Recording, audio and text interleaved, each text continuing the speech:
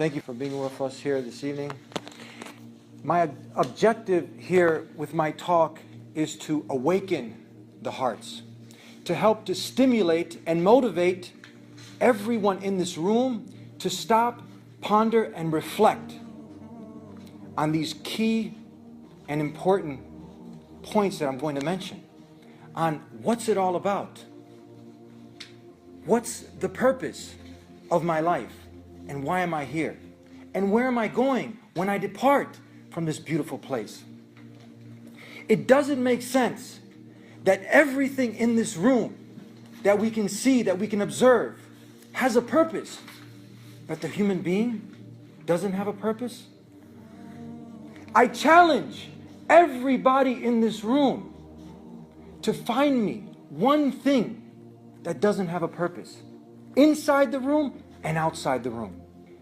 If we ended up on the moon, we'd want to know why we were here.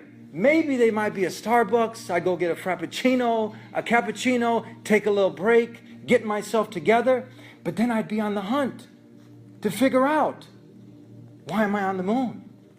Let alone, why am I on this earth? If you ask somebody at the bus stop, where are you going?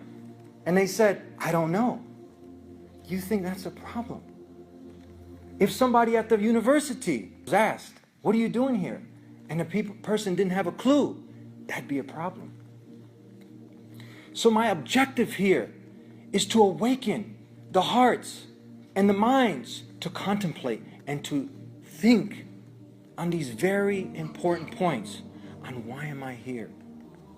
What is my purpose? Now, I got to ask this question to an elderly individual in his 70s. And I asked him, young man, being facetious, I want to benefit from your years of experience and your wisdom. Would you allow me to ask you a question? And he said, sure, young man, go ahead. I said, have you ever, in all of your years of living, have you ever thought about, or has anyone ever asked you this important question? What's the purpose of life? And why are you here? I said, the car that we're driving has a purpose. The keys in the ignition have a purpose. The head on your head has a purpose. But what about us? Do we have a purpose? He said, young man, that's a very profound question. You've left me something to think about. I haven't really given it much thought, but now I definitely will. My job was done. And that is my objective here with you guys today, to leave you with something deep and profound to think about. Some people might say, well, I figured this one out, Eddie. It's to make a lot of money. Go ahead and add fame to the equation and power. But we know there have been people who have amassed enough money that in 100 lifetimes they wouldn't be able to spend it. And people have committed suicide because they've lost a fraction of it. And it didn't bring that peace and contentment that when one does figure out the purpose of why they are here, it should bring some solace to the heart. Someone might say, well, you know, I get a lot of comfort and solace in helping people. That's the purpose. I figured it out. But it has to be universal. It has to fit for all. Because there are some people who can't even help themselves, let alone help other people. Like a person in a wheelchair, someone who's blind, someone who's handicapped. Someone might say, you know what? It's to start a family. It's to have a lot of kids.